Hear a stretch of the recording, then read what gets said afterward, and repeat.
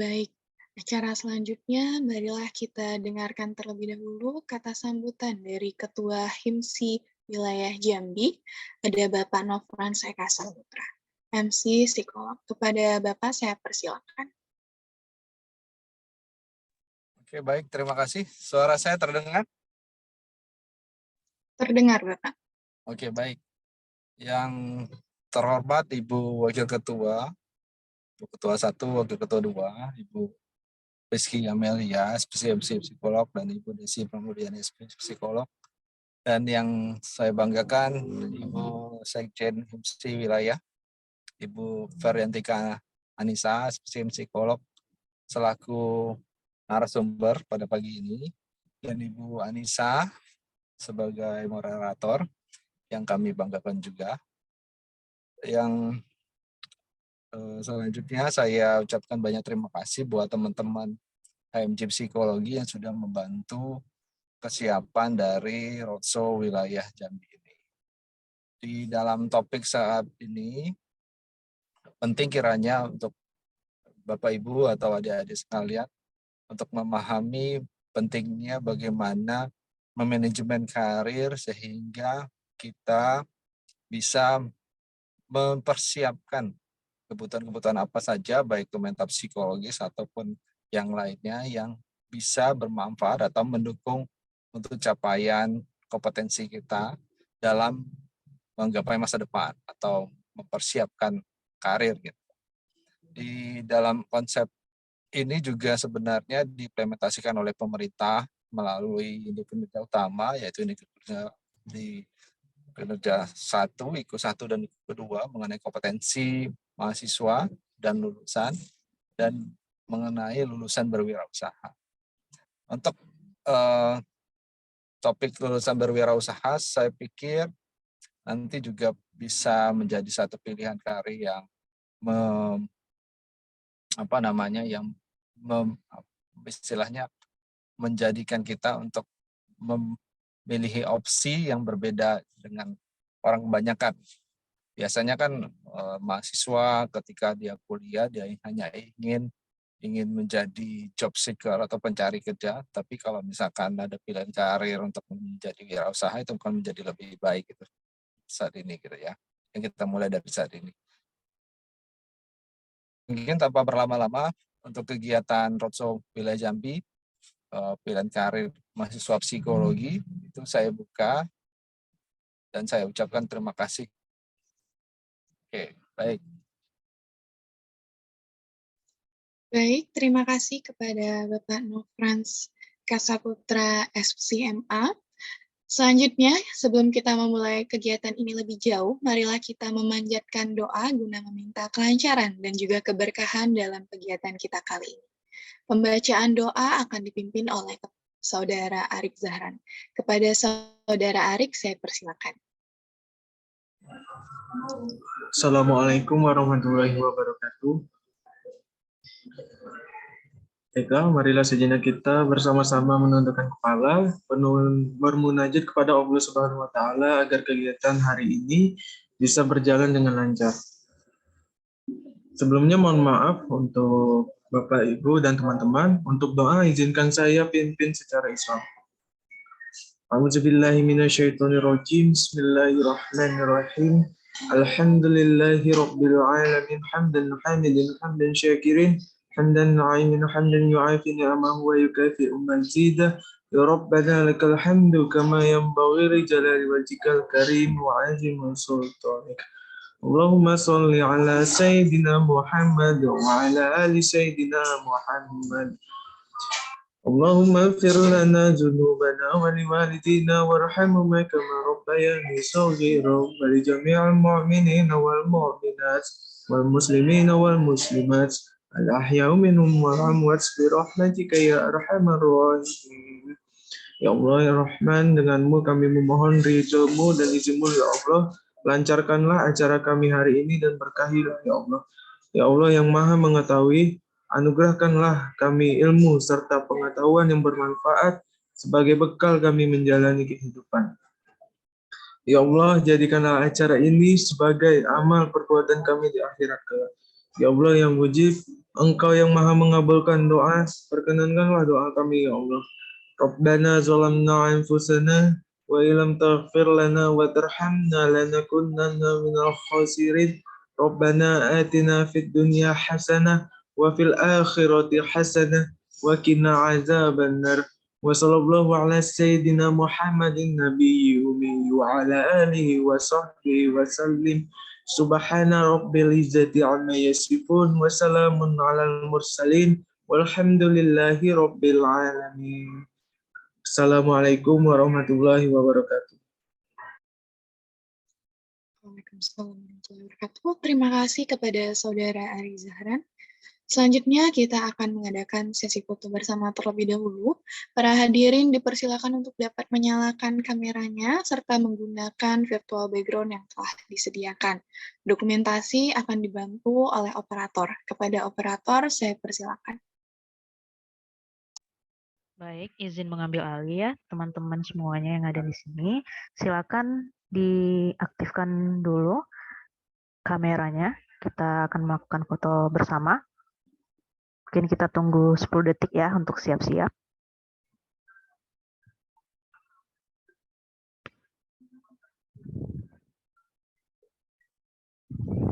Oke, masih ada lagi yang ingin mengaktifkan kamera. Kalau tidak, saya mulai. Izin untuk hitungan ketiga. Silakan tampilkan senyum terbaiknya ya. 1, 2, 3. Oke, slide kedua. Tahan dulu senyumnya. 1, 2, 3. Lanjut ke slide ketiga, teman-teman. 1, 2, 3. Baik, terima kasih karena 3 slide saja yang open kamera. Untuk selanjutnya saya kembalikan ke MC. Baik, terima kasih kepada operator. Hadirin, sampailah kita ke acara inti pada kegiatan hari ini, yaitu acara Bincang Santai yang membahas mengenai peluang karir di bidang psikologi, yang akan disampaikan oleh Ibu Ferdiantika Anissa, MC Psikolog, dan juga selaku Sekretaris HIMSI Wilayah Jambi. Nah, sebelum itu, izinkan saya untuk terlebih dahulu memperkenalkan moderator acara kita pada hari ini. Sudah hadir bersama-sama dengan kita Ibu Anissa Andriani, MC Psikolog, yang merupakan salah satu sivitas akademika yang ada di Psikologi Universitas Jambi. Baik, apa sudah bergabung bersama kita Ibu Anissa? Sudah. Ya, sudah. Oke, baik Ibu, waktu dan tempat saya persilakan. Oke, terima kasih Jenny selaku MC. Assalamualaikum warahmatullahi wabarakatuh. Selamat pagi teman-teman semuanya. Pagi, Bu. Iya. Selamat datang untuk teman-teman. Saya lihat di list partisipannya nggak cuma dari Unja, ada dari berbagai SMA di Kota Jambi juga. Tadi saya sekilas lihat ada dari SMA 3, SMA 8 kalau tidak salah. Selamat datang teman-teman di webinar kita pada hari ini. Selamat datang juga untuk Pak Nofran selaku Ketua HIMSI Wilayah Jambi, Bu Kiki dan Bu Desi selaku Wakil Ketua HIMSI Wilayah Jambi. Oke, mungkin tidak perlu berlama-lama sebelum kita mulai materi yang akan dibawakan oleh Bu Iin, saya mau memperkenalkan Bu Iin dulu nih. Jadi narasumber kita pada hari ini, nama lengkapnya Bu Ferdiantika Anissa, MPSI Psikolog. Kita sering memanggilnya Bu Iin ya, kalau misalkan di kampus. Mungkin kalau teman-teman pernah ketemu juga sama Bu Iin di project bareng gitu ya. Bu Iin ini saat ini menjabat sebagai Sekretaris HIMSI Wilayah Jambi. Selain itu, Bu Iin saat ini juga bekerja sebagai dosen psikologi di Universitas Jambi. Jadi kalau ada teman-teman yang mungkin mau masuk psikologi Universitas Jambi, nanti ketemu sama Bu Iin ya. Terus kemudian selain sebagai dosen, Bu Iin juga saat ini bekerja menjadi trainer dan asesor di beberapa proyek, dan juga Bu Iin menjadi entrepreneur. Jadi Bu Iin punya usaha ya Bu Iin ya. Nanti lengkapnya gimana teman-teman bisa tanya langsung sama Bu Iin. Nah, Bu Iin ini adalah psikolog industri organisasi. Dulu Bu Iin S1-nya itu dari Universitas Islam Indonesia di Yogyakarta. Kemudian Bu Iin melanjutkan magister profesinya di Universitas Gadjah Mada di Yogyakarta juga. Jadi selama kuliah Bu Iin udah jadi wong Jogja ya Bu ya. Nah, sesuai dengan peminatan profesinya, Bu Iin memiliki minat ketika praktek itu dalam mengatasi permasalahan-permasalahan di organisasi, kemudian juga rekrutmen, seleksi, dan lain sebagainya. Kurang lebih seperti itu kalau dari saya. Nah, sesuai dengan judul webinar kita hari ini, kita bincang santai ya teman-teman ya. Nanti mungkin setelah Bu Iin memberikan materi, silakan kalau teman-teman ada yang penasaran, ada yang ingin bertanya, silakan teman-teman untuk bertanya pada sesi tanya jawab nanti, gitu ya. Nah, mungkin saya berikan langsung ke Bu Iin. Silakan Bu Iin untuk menyampaikan materinya. Oke, baik, terima kasih. Bismillahirrahmanirrahim. Terima kasih Bu Anissa Andriani selaku moderator kita yang luar biasa pada hari ini ya, dan juga tak kalah luar biasa nih MC kita yang sudah membuka acara. Oke, baik, terima kasih sudah diperkenalkan juga dengan Bu Anissa. Saya manggilnya Bu Ica ya, Bu Anissa. Jadi saya nggak perlu lagi memperkenalkan diri gitu ya. Dan hari ini tuh sebenarnya saya senang banget karena saya berhadapan dengan anak-anak muda, ya kan. Biasanya kalau PIO ini kan berhadapannya dengan karyawan yang usianya mungkin paruh baya ya, ketemu bapak-bapak, ibu-ibu. Nah ini saya senang nih ketemunya tuh dengan anak muda. Karena apa? Bisa jadi nanti 10 tahun ke depan ini nih adalah bisa jadi bupati ya. Bupati, calon gubernur gitu, apalagi bahkan psikolog. Nah, makanya saya kenal karena hari ini saya sudah bisa bicara dengan calon-calon hebat nanti di masa yang akan datang. Ya. Dan satu lagi, kalau ngobrol dengan anak muda nih ya Bu Anissa ya, bawaannya tuh jadi jiwa muda, jadi sepantaran ya. Ini kan ada mahasiswa, ada pelajar ya kan, teman-teman SMA mungkin ada izin juga ya, ada guru-guru juga dan masyarakat umum gitu ya. Mungkin kalau yang pelajar usianya 15 tahun, hampir sama usianya dengan saya ya. 15 tahun usia saya, waktu 15 tahun yang lalu. Oke, nah baik. Nah kita mau bahas, ini topik yang menarik banget ini Bu Ica ya, tentang peluang karir di bidang psikologi. Sebelum kita ingin tahu, ini kan kalau kita bicara peluang karir, kita mau bicara tentang cita-cita, ya enggak? Nah, saya ingin tahu cita-cita adik-adik ini 5 tahun, 10 tahun yang akan datang, kalau dibayangkan saya akan jadi seperti apa? Coba chat di mana? Di chat Zoom ini. Ayo, nggak usah malu-malu. Saya ingin jadi ini, karena kapan lagi bisa diaminkan dengan berapa orang nih? 138 partisipan mengaminkan. Nah, doa adik-adik ini. Ayo. Jadi perwira, Masya Allah. Jadi dokter, pengusaha batu bara. Duitnya banyak mudah-mudahan.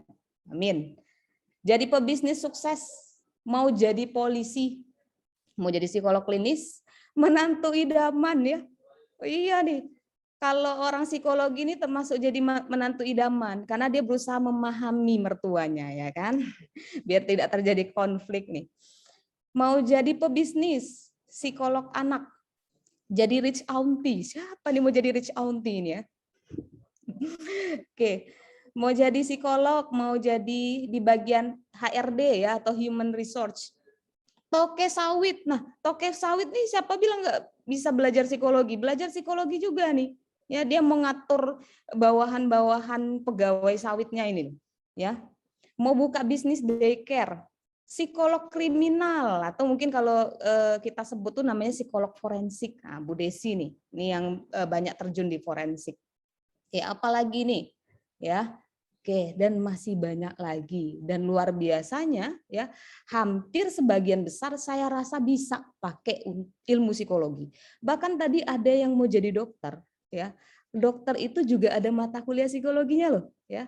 Kakak saya adalah seorang dokter juga dan dia ada mata kuliah psikologi, ya. Bagaimana memberikan pelayanan kepada pasien, gitu. Ya. Psikolog keluarga. Nah, sebagian besar saya rasa bisa pakai ilmu psikologi ya. Malah saya bilang hampir semua bisa pakai ilmu psikologi. Dan saya doakan adik-adik ya, Pak Nofrans mau jadi businesswoman, punya kafe, Bu. Iya, Pak Nofrans. Bapak berarti bisnismen, Pak. Ya, kita doakan ya supaya apapun yang menjadi keinginan adik-adik itu bisa tercapai ya. Dan harapannya Anda ketika membuat tujuan hidup, libatkan juga Tuhan Anda ya. Libatkan Tuhan Anda karena kita nggak tahu masa depan. Jadi tanyakan kepada Tuhan, tanya kepada Allah, ya Allah, saya pingin jadi psikolog forensik ya Allah. Kalau memang ini bagus buat saya, arahkan saya. Kalau memang nggak bagus, tunjukkan mana yang bagus. Ya, jadi mulai dari sekarang sudah melibatkan pemilik masa depan. Nah, biar Anda tidak mudah kecewa ya ketika mencapai karir. Nah, sekarang nih Bu Anissa, saya mau bahas bahwa karir itu tuh banyak loh, jenis karir tuh banyak. Mungkin yang selama ini Anda pikirnya kerja itu cuma di perusahaan, ternyata enggak. Nih, saya mau membagi ya jenis karir itu ada apa aja. Oke, sebentar. Ya, kelihatan ya. Oke. Nah, ini jenis karir itu ada 4. Mau jadi pegawai di perusahaan atau instansi atau employee ya, itu bisa ya. Oke, Anda terikat di perusahaan ya. Anda memiliki atasan atau mungkin Anda mempunyai bawahan.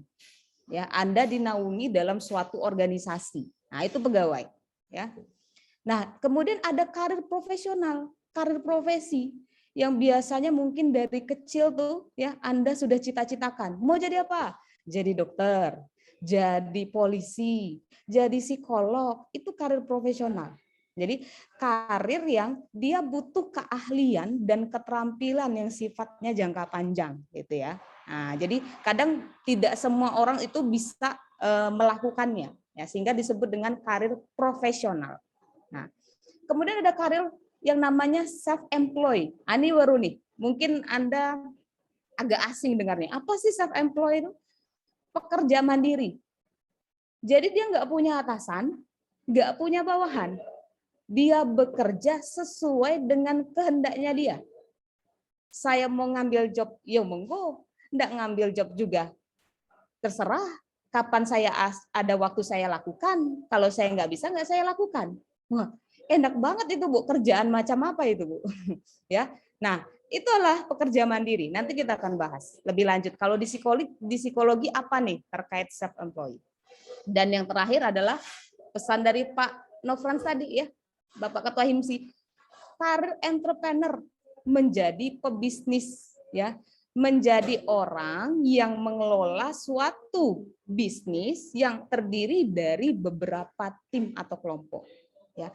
Beda dengan self employed, entrepreneur beda dengan self employed ya. Anda buka bengkel bengkel motor yang kerja Anda sendiri, mau buka kapan, jam 9 terserah, 10 terserah, suka-suka Anda, itu self employed. Karena Anda tidak mengelola orang. Tapi kalau Anda sudah mengelola banyak tim, ada 10 orang, Anda atur cara kerjanya, Anda sudah menjadi entrepreneur. Ya. Dan ternyata menariknya nih adik-adik, menurut penelitian, karir yang menjadi tren bagi anak muda, bagi Gen Z, ya generasi milenial juga, itu areanya ada di sini, di karir profesional dan self employed. Kenapa? Ya, generasi milenial ya, terutama Gen Z, dia menyukai pekerjaan yang menuntut kemandirian dan fleksibilitas. Ya. Ya, mereka suka bekerja yang sifatnya tuh bisa mendorong potensinya secara pribadi, ya, bisa melakukan pekerjaannya secara mandiri dan tentunya fleksibel. Wah, ini trennya yang sekarang nih, larinya ke sini. Kalau dulu orang tua zaman dulu ya, kalau saya dengan Bu Anissa mungkin ya, kamu nanti besar harus jadi PNS ya. Lari ya ke sini ya. Nah, harus jadi ini ya gitu ya, kerja di perusahaan tambang ya gitu ya. Nah, kemudian beralih ke sini. Nah, ini ya adik-adik ya. Dan satu lagi, kenapa judulnya saya tidak bilang peluang kerja? tapi peluang karir, ya. Karena karir itu jauh lebih luas daripada sekedar bekerja, ya. Kalau bekerja belum tentu berkarir, tapi kalau berkarir sudah pasti juga Anda bekerja, ya. Jadi berkarir itu memberikan Anda kesempatan untuk mengoptimalkan, mengembangkan potensi diri Anda, ya, sambil Anda bekerja, dan sifatnya itu terus-menerus berkembang jangka panjang. Dan psikologi menawarkan itu. Ya, psikologi itu berkarir, bukan bekerja. Nah, dan juga psikologi menawarkan tren jenis karir zaman sekarang.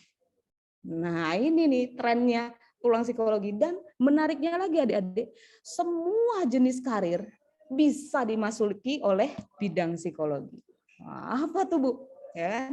Nah, kita coba kulas satu-satu nih ya Bu Anissa ya. Oke, saya pingin mulai dari yang awam ya, yang biasanya orang tuh mikirin itu pasti nanti kerjanya di situ. Kalau orang psikologi kerjanya di situ, ya. Saya berangkat dulu dari karir profesional. Oke, nanti dulu ya. Tapi sebelum kita jelasin jenis-jenis karirnya, saya ingin kasih tahu apa sih psikologi itu sebenarnya sehingga dia bisa masuk ke semua area ini, ya kan? Nah, mungkin kalau ada yang sempat dengar, belajar, ya kan, psikologi itu apa sih? Ya, psikologi itu dari bahasa Yunani sebenarnya, ya, diambil dari kata psyche dan logos, artinya ilmu tentang jiwa. Woi, kalau sekilas tuh kesannya tuh keren gitu ya. Tapi jiwa tuh apa sih sebenarnya? Apakah orang tuh bisa memahami tentang jiwa yang sangat kompleks ya, menurut saya ya, sangat abstrak dan bahkan menurut saya misterius loh. Jiwa tuh misterius loh untuk bisa kita pahami. Ya, bahkan kita yang belajar psikologi pun hanya memahami sebagian kecil dari misteri jiwa itu. Ya, sehingga oleh pakar-pakar psikologi dibatasilah pengertian tentang psikologi itu sehingga kita bisa pelajari. Ya, dan bisa kita pahami, ya. Apa itu? Dibatasi dengan pengertian seperti ini. Oke, sebentar saya hapus dulu penanya. Ilmu yang mempelajari tentang proses mental, ini perlu dikasih bawah ya, proses mental dan perilaku manusia dalam kaitan dia dengan lingkungannya. Ya, proses mental itu apa Bu? Sesuatu yang bergerak di dalam kepala kita, ya dia tuh tidak nampak. Mau kita bedah pun tidak nampak juga gitu loh. Ya, di dalam diri kita sendiri. Apa itu? Cara kita berpikir, cara kita merasakan, kita mengingat sesuatu, kita menyimpan pengalaman-pengalaman, semuanya tuh ada di area kepala kita. Yang misterius itu luar biasa. Oleh pakar psikologi ingin mengulik apa sih isi yang di dalam itu, ya kan? Di dalam proses mental itu yang membuat akhirnya manusia berperilaku demikian, ya, sehingga dia akhirnya merespons lingkungan demikian, ya kan? Kadang apa namanya di lingkungannya sama-sama dapat nilai jelek, nilainya dapat 5 MTK-nya, tapi yang satu dia menerima dan semangat, yang satunya sedih dan dia nggak mau lagi belajar matematika. Itu apa? Ya, itu hal yang menarik yang dipelajari dalam psikologi. Kenapa dari stimulus yang sama, ya keadaan yang sama, orang-orang tuh bisa bereaksi berbeda-beda. Itulah uniknya manusia. Itulah yang dipelajari dalam psikologi. Di semua setting tempat, mau itu di sekolah, mau itu dia di lingkungan masyarakat, Anda sosialisasi dengan masyarakat, di lingkungan organisasi, semua tempat yang ada manusianya. Nah, oke. Sehingga kita coba kulik nih, apa sih karir di bidang psikologi? Saya mulai dari karir profesional, karena berangkatnya tuh orang awam menganggapnya psikologi belajar kerjanya di situ. Nah, ini nih, yang saya kuningin ini ya, itu yang biasanya orang-orang pada umumnya beranggapan bahwa kerjanya akan seperti itu. Iya, memang benar. Ya, karir di psikologi Anda bisa jadi psikolog tenaga kesehatan. Mau kerja di rumah sakit jiwa, mau kerja di rumah sakit dan puskesmas bisa. Ya kan? Dan memang secara perundang-undangan memang diharuskan ada psikolog di rumah sakit jiwa, rumah sakit, dan puskesmas. Nah, jadi Anda sudah bisa membayangkan nih, terutama adik-adik yang pingin di psikologi klinis sebagai tenaga kesehatan. Anda bisa nih, ya peluangnya sangat besar. Hampir semua wilayah Indonesia punya rumah sakit jiwa, punya rumah sakit dan puskesmas. Ya, terus mau jadi apa lagi? Bisa jadi tenaga pendidik, jadi dosen kayak Bu Ica, ya bisa. Dosen apa? Dosen psikologi. Ya, psikologi ini sekarang semakin berkembang sesuai kebutuhan. Ya, lahirnya prodi psikologi di beberapa perguruan tinggi ataupun fakultas itu mengikuti permintaan pasar.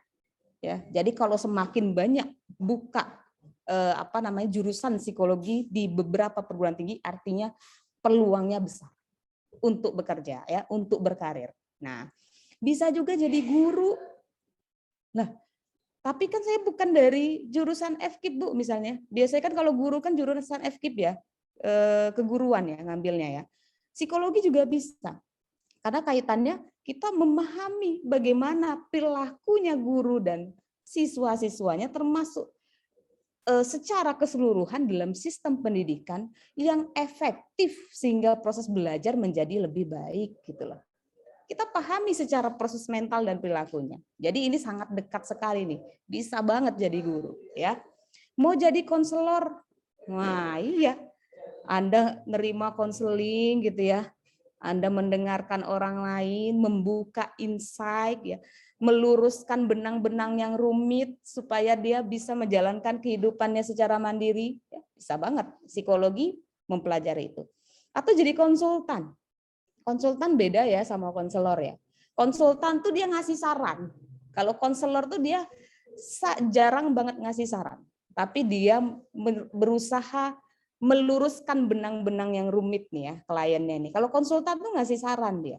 Nah, biasanya apa kalau di psikologi? Bisa jadi konsultan SDM ya, ngasih saran ya. Kadang beberapa instansi pernah juga menghubungi saya ya kaitannya dengan permasalahan motivasi karyawan gitu ya. Kenapa sih kok karyawan kami ini malas-malas terus? Ada nggak saran yang bisa dilakukan atau program yang bisa kami lakukan? Akhirnya konsultan SDM memberikan rancangan program. Nah, itu bisa jadi konsultan. Ya, konsultan SDM jadi konsultan konsumen bisa banget. Gimana sih supaya orang-orang tuh tertarik dengan bisnis saya, gitu ya? Konsumen itu kan orang ya. Nah, yang mengambil keputusan untuk membeli pakai jasa atau produk kita itu kan orang. Nah, orang itu kenapa beli? Ada proses di kepalanya sehingga dia mau memutuskan mau beli atau enggak. Di psikologi juga belajar itu, ya. Jadi bisa jadi konsultan konsumen, konsultan sekolah bisa banget, ya, terkait sistem pendidikan dan lain sebagainya. Nah, atau jadi asesor, ya, asesor ya menjadi orang-orang yang menilai sesuatu. Karena asesor tuh banyak ya. Ada asesor asesor keuangan bisa ya. Terus juga asesor di bidang rekrutmen juga ada gitu ya. Nah, kalau kita asesornya bisa banyak gitu ya, bisa banyak. Ya, kita memberikan penilaian terkait mungkin sistem pendidikan yang berjalan ya, atau kita jadi asesor untuk memberikan penilaian mana orang yang tepat ya, yang bisa bergabung dengan suatu instansi atau organisasi ya. Asesor banyak ya, penilai ya. Jadi ini peluangnya besar sekali. Termasuk juga Anda mau menjadi trainer, jadi coach, jadi mentor gitu ya. Saya punya teman dia menjadi coach atlet, psikolog, coach atlet ya. Ternyata atlet itu juga butuh pendampingan psikologis biar mereka itu bisa mengoptimalkan kemampuannya ketika berada di lapangan ya. Karena kalau pas latihan dengan dia di lapangan tuh beda loh ya secara proses mentalnya. Nah, orang psikologi berusaha menstabilkan dia ketika di lapangan dia tetap perform dengan sebaik mungkin.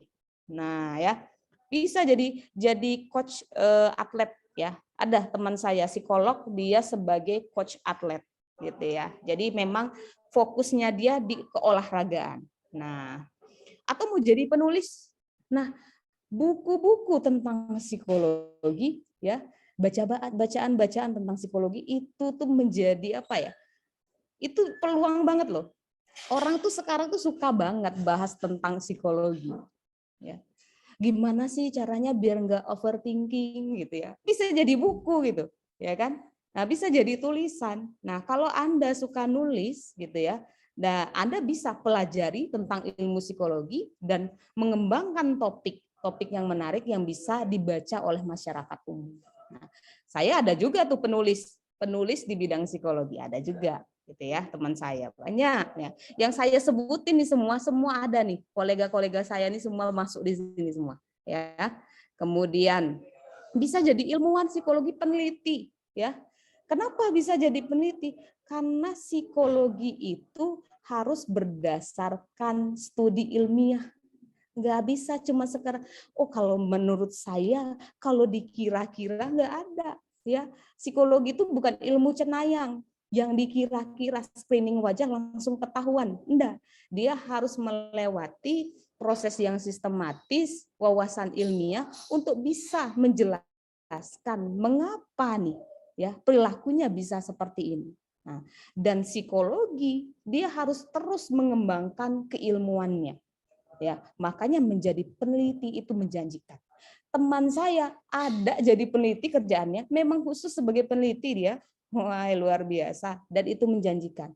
Ya, terutama ada lagi nih yang berkaitan dengan ilmuwan psikologi namanya ahli psikometri.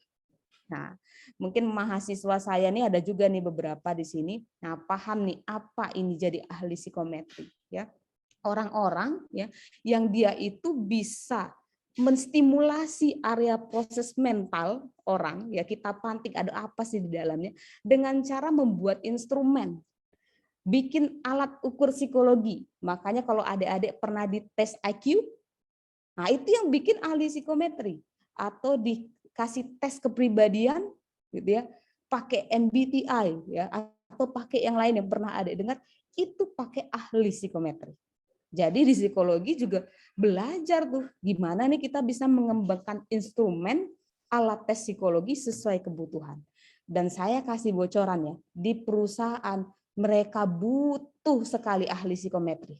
Karena apa? Mereka itu pingin membuat ya alat ukur yang sesuai dengan organisasinya, ya pribadi organisasinya.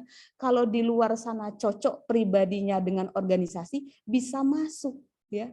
Karena tiap organisasi itu karakteristiknya beda-beda. Psikometri memberikan jawaban untuk mereka. Wah, makanya setiap itu tuh kadang saya di chat sama teman saya psikolog di perusahaan. In, ada nggak ahli psikometri? Kami mau bikin tes ini, tolong dong cariin. Butuh banget dia. Nah, ini jadi kesempatan. Atau mau jadi abdi negara, mau jadi polisi, mau jadi tentara. Saya punya teman, dia kerjanya di kepolisian. Tentara juga ada. Sekarang yang tentara itu sedang apa namanya? Dia di Afrika, ya. Dia sedang mengembangkan alat tes ya untuk stres tentara. Nah, memang ada bagiannya, termasuk polisi. Polisi itu ada bagian psikologinya. Kalau adik-adik main ke Polda, itu ada bagian psikologi. Memang khusus gitu ya. Nah, artinya peluangnya besar. Wah, berarti psikolog jadi polisi bisa, Bu? Jadi, bisa. Psikolog jadi tentara emang ada, Bu? Ada psikolog jadi tentara gitu ya. Dan memang itu dibutuhkan adik-adik ya. Makanya kalau adik ngerasa, aduh saya kan udah masuk psikologi berarti nggak bisa jadi polisi dong, nggak bisa jadi tentara dong. Bisa banget ya. Di bagian ini, area ini memang ada khusus untuk bidang psikologi. Nah, ini yang karir profesional Ibu Ica, banyak banget. Nah, sekarang saya mau nunjukin kalau karirnya di perusahaan. Kalau di perusahaan, saya mau bilang bahwa hampir semua perusahaan dia butuh psikologi. Ini saya jamin nih, hampir semua perusahaan dia nyari lulusan psikologi. Nah, jadi adik tidak perlu bingung. Aduh, saya harus kerja di mana nih, kerja di mana? Mereka cari S1 psikologi, ya. Bukan kita yang nyari, mereka yang cari. Kami butuh nih orang psikologi, kami butuh psikolog di perusahaan. Nah, tapi saya bagi dua ya. Ya, area apa yang bisa kita dapatkan di perusahaan atau instansi, ya kan, khusus untuk orang-orang psikologi. Yang pertama itu adalah area pengembangan SDM atau pengelolaan SDM. Ya. Jadi kerjaannya kita tuh ngutak-ngatik gimana caranya SDM di perusahaan itu bisa termotivasi bekerja secara efektif. Nah, biasanya kalau perusahaannya masih umum, ya dalam artian dia levelnya menengah ke bawah perusahaannya, bisnisnya, ya dia divisinya masih HRD generalis atau HRD umum. Ya, jadi di pembukaannya tuh dicari HRD gitu ya. Nah, S1 psikologi gitu-gitu. Tapi kalau perusahaannya sudah levelnya menengah ke atas, skala besar, dia mulai memecah-mecahkan ya bidang HRD itu. Karena semakin rumit, kompleks ya. Di perusahaan itu totalnya ada 1.000 orang gitu. Mau ngelola 1.000 orang ya kita butuh pembagian-pembagian kecil ya. Salah satunya apa? Anda bisa bekerja di bagian rekrutmen dan seleksi. Ya, Anda cari gimana caranya memilih, menarik orang yang sesuai dengan jabatan dan organisasinya. Nah, ini mungkin yang umum yang pernah adik-adik dengar ya. Oh, jadi menjadi rekruter gitu-gitu ya. Nah, ini ada teman saya juga di perusahaan Telkom kerjanya sebagai rekruter gitu ya. Nah, atau di bagian training and development. Kita mau mengembangkan SDM-nya supaya ketika dia masuk dengan kapasitas 50%, 3 tahun, 5 tahun di perusahaan kita, dia naik kapasitasnya dari 80%. Nah, harusnya kayak gitu tuh perusahaan yang baik tuh. Nah, di training and development, peluang karir psikologi terbuka lebar, termasuk juga di rekrutmen seleksi. Atau di employee relation. Ini mungkin jarang dengar ya, hubungan industrial. Jadi tuh kita sebagai penjembatan mengharmonisasikan hubungannya nih yang atasan bos kita dengan bawahan-bawahannya ya. Saya ambil contoh deh, buruh tuh kalau di peringatan hari buruh tuh pasti turun ke jalanan ya, terus dia meminta hak-haknya. Nah, orang psikologi itu turun untuk menengahi, menjembatani, mengharmonisasikan antara yang punya perusahaan dengan pegawai-pegawainya. Wah, itu menarik loh, karena menjadi mediator tuh, menjaga keharmonisan organisasi, ya kan? Nah, atau di bagian reward system, ya, sistem pengimbalan atau penghargaan. Ternyata tidak selamanya ya SDM itu bakal senang dihargai dengan uang. Ya, di psikologi kita tuh belajar apa sih? Penghargaan yang seperti apa sih yang bisa memotivasi SDM supaya dia tuh mau bekerja secara optimal, mau mengembangkan dirinya secara efektif. Nah, di psikologi belajar tentang reward system. Kadang juga nanti dibantu dengan orang-orang keuangan. Biasanya kolaborasi nih, ya adik-adik ya. Nah, ini kalau areanya di HRD yang biasanya adik tahu, ya. Ini HRD nih. Nah, tapi ada juga ini yang tren sebenarnya udah lama ya, sudah dikembangkan dari tahun 1950, tapi trennya tuh udah 10 tahun, 20 tahun terakhir. Yang namanya organizational development atau pengembangan organisasi. Beda ya, kalau ini mau ngembangin SDM-nya secara individu, tapi ini kita mau kembangkan organisasinya ya. Supaya apa?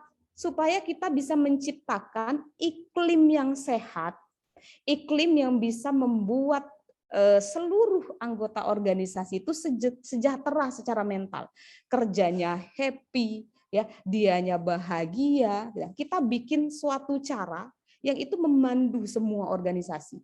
Ya, jadi mentalnya sehat secara keseluruhan.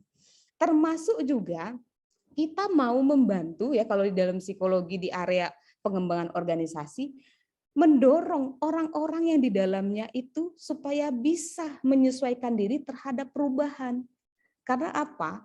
Perusahaan itu ya lingkungan itu kan berubah terus ya. Nah, kalau perusahaan atau organisasi bisnis dia tidak mengikuti lingkungan ya, dia stuck dengan pemikiran dia sendiri, maka biasanya bukan biasa lagi, dipastikan akan gulung tikar.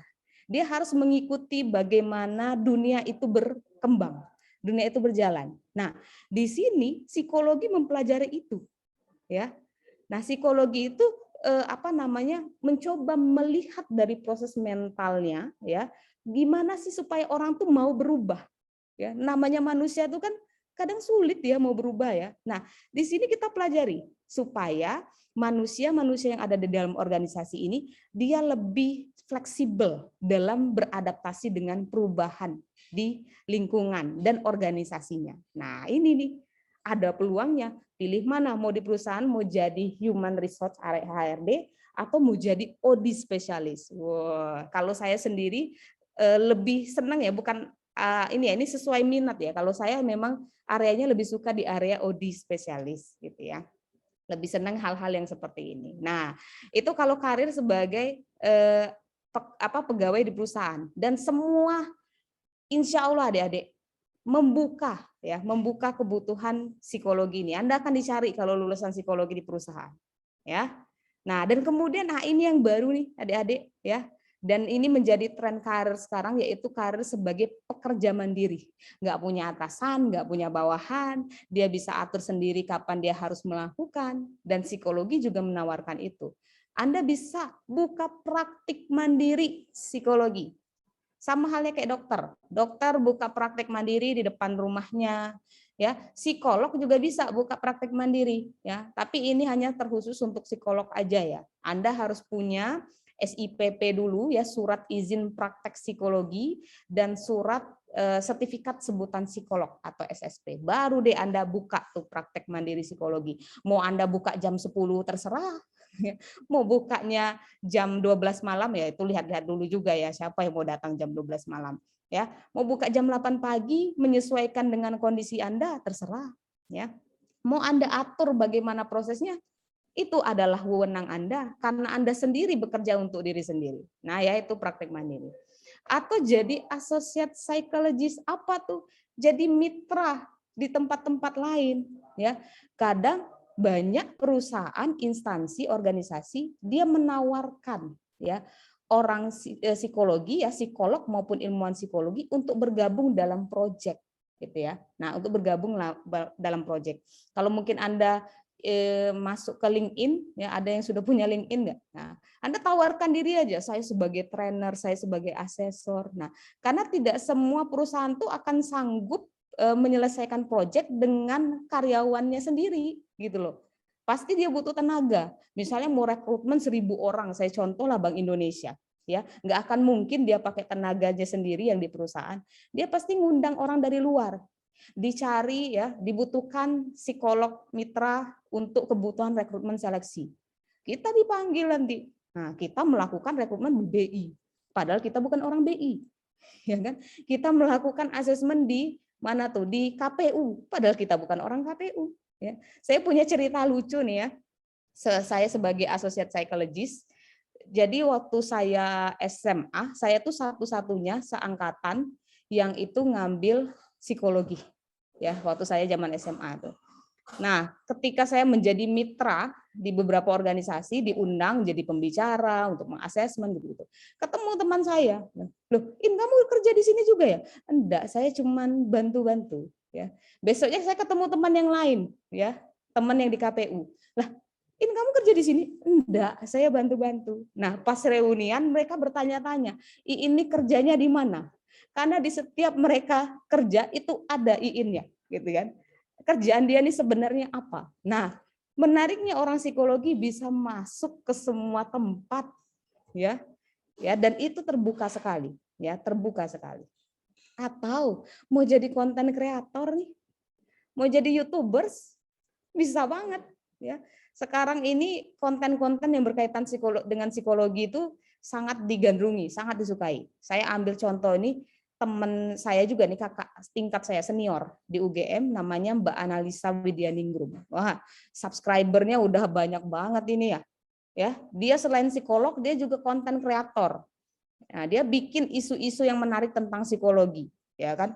Nah, bahas tentang apalah ya. Misalnya, apakah saya memang beneran introvert? Oh, sekarang kan apa-apa, saya ini introvert, dan lain sebagainya. Dibahas nih sama orang psikologi lewat kegiatan dia sebagai konten kreator. Ini terbuka banget kalau memang Anda mau sungguh-sungguh melakukannya ya.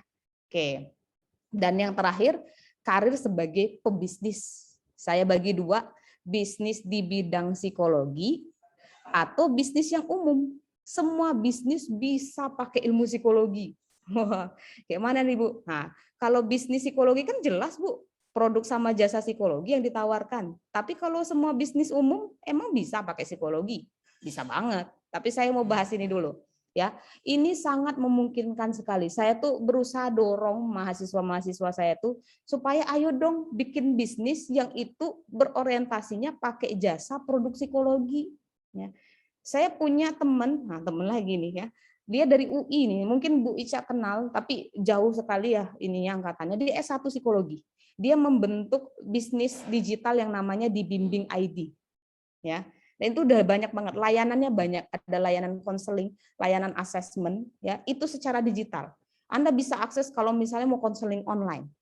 Dan dia memperkerjakan psikolog. Bayangkan, dia sebagai pemilik bisnis S1, tapi bawahannya dia psikolog-psikolog. Wah, bisa banget gitu ya. Asalkan memang area kerjanya gitu ya, yang melakukan tindakan memang orang-orang yang profesional. Di sini posisinya Anda yang membangun bisnisnya, tapi di area psikologi, ya. Atau memang produk dari psikologi apa banyak, misalnya bikin alat tes itu bisa jadi bisnis kalau memang Anda mau bangun benar-benar ya secara karir bisnisnya, ya. Saya ada contoh juga lah ya, dosen di psikologi ya, Pak Jelpa itu dia bisnis alat ukur loh. Dia bikin alat tes dan dia tawarkan ke beberapa sekolah dan perusahaan. Dan dia juga punya beberapa pegawai. Dia punya tim. Nah, sehingga itu bisa disebut sebagai career entrepreneur. Kalau cuma sendiri, ya kita sebutnya sebagai ahli psikometri, ya yang saya bilang tadi ya. Nah, kalau bisnis umum apa nih? Semua adik-adik mau buka bisnis kuliner silakan. Mau buka bikin jasa apa nih laundry bisa. Pakai ilmu psikologi bisa. Karena apa? Ketika Anda membangun bisnis, artinya Anda itu mau mengelola orang. Anda mempekerjakan banyak orang. Ya, orang-orang itu kan punya kompleksitas ya dalam proses mentalnya. Disitulah ilmu psikologi itu bekerja. Gimana memandu mereka tuh biar ayo kita bersama-sama mencapai bisnis kita ini gitu ya. Ya, termasuk juga kita kan mau cari konsumen nih atau klien ya. Konsumen klien kan manusia, ya. Walaupun produknya itu bukan untuk manusia. Contohlah Whiskas, kan yang makan kucing, ya. Tapi yang belikan siapa? Ya, yang belikan kan adalah ini ya, babunya kalau disebut ya. Kalau kucing kan majikannya ya kalau dibilang ya. Nah, itu untuk ini padahal untuk kucing, tapi yang mengambil keputusan yang manusia. Apa yang membuat manusia itu memutuskan membeli Whiskas daripada produk-produk yang lain? Dalam psikologi itu dipelajari ya, area yang namanya psikologi konsumen. Makanya konsultan konsumen tuh sekarang lagi tren juga loh. Orang nyari konsultan konsumen dan rata-rata basicnya adalah psikologi. Ya, guru dosen senior saya yang di UGM itu dia spesialisnya konsultan konsumen gitu ya. Nah, itu juga menarik banget teman-teman. Kita mau menarik orang, konsumen klien supaya milih bisnis kita itu harus pakai ilmu psikologi gitu. Ya, adik-adik ya. Nah, jadi pada intinya itu ya. Selama itu ada manusianya, ini ya, selama itu ada manusianya, Anda pasti kepake ilmu psikologinya. Ya, Anda bisa berkarir di bidang psikologi. Dan ini ada catatannya nih Bu Ica ya. Nih jalur pendidikannya nggak semua ya Anda itu sudah ngambil S1 psikologi disebut psikolog. Kadang nih Bu Ica ya ada juga yang kayak gini. Dia baru mahasiswa ya semester 2. Nah, ini pengalaman saya sendiri sebenarnya Bu Anissa ya. Terus saya bilang, "Oh, ngambil psikologi." "Oh, kamu psikolog ya?" Padahal belum lulus. Belum S1 udah disebut psikolog. Nah, apalagi yang S1 ya. Nah, tapi sebenarnya bukan begitu ya adik-adik ya.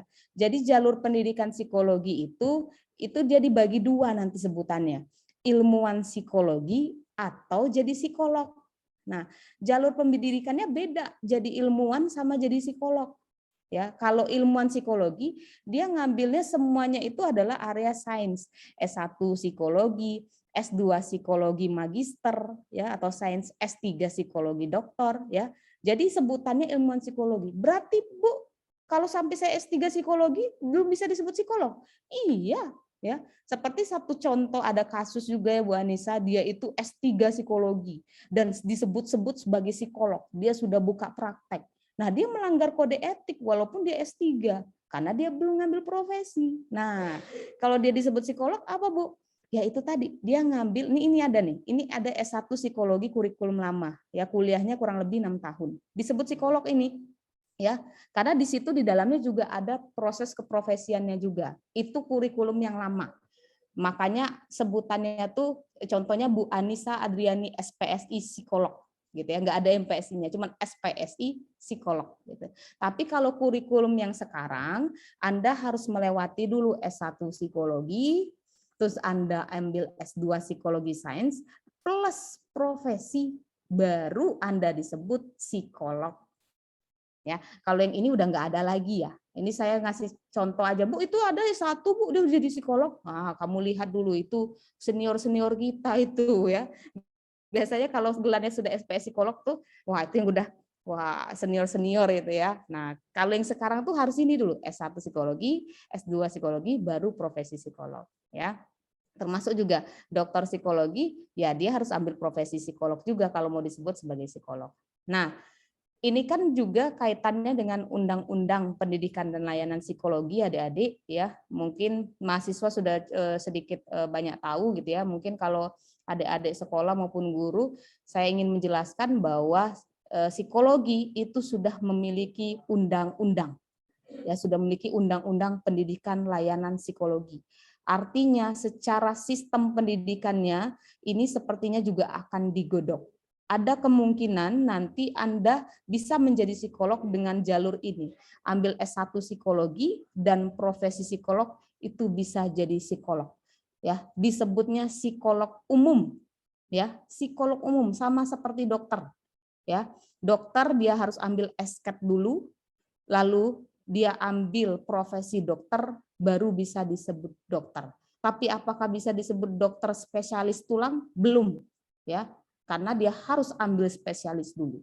Ya, kalau adik-adik mau disebut sebagai psikolog klinis, maka adik-adik harus ambil plus spesialis klinis.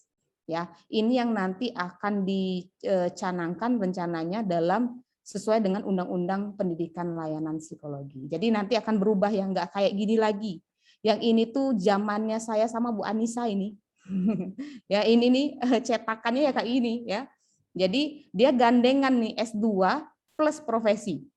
Jadi sekali lulus gelarnya dapat 2. Ya, tapi memang prosesnya juga luar biasa ya Bu Anissa ya.